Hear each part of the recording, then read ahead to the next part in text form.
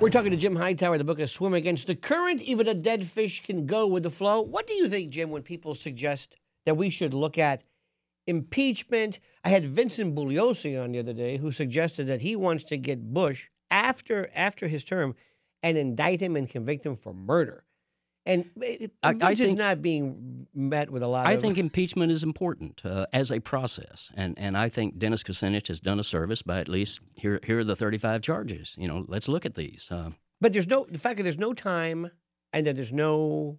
I still think it's important because what you're doing is you're asserting congressional authority again. Mm-hmm.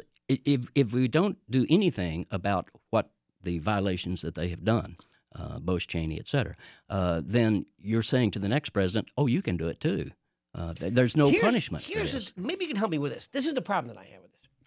When you look at the historical, what our founding fathers, to be an originalist, as Scalia would say, if you were to ask them, what was impeachment for? They would say, oh, this is something that the political process ain't going to handle. This is what the president or a vice president or a federal judge, one senator was impeached, did something that absolutely requires not only impeachment, but conviction and removal. And I've got two words for you, Dick Cheney. What I'm afraid of is that you've got a bunch of post-Clintonites who are still pissed off over that first impeachment. And you also have people who say, I don't know, just do something. It's like a negative credit reference. A blemish. I want an asterisk, like Barry Bonds. Do something.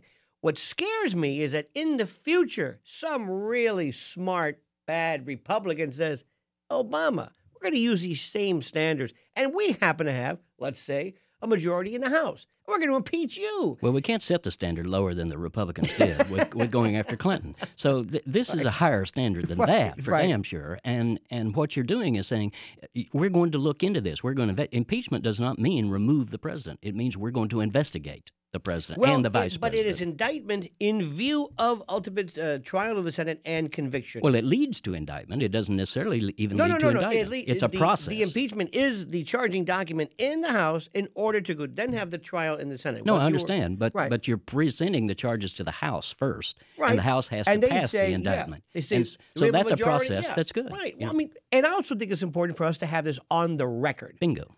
Have something so somewhere historians can sit there and say, didn't this guy Kucinich, you know what, speaking of Kucinich, when you look at somebody who on paper, this guy had some of the best policies, and then we would walk out on the stage and they say, oh, God, not that guy.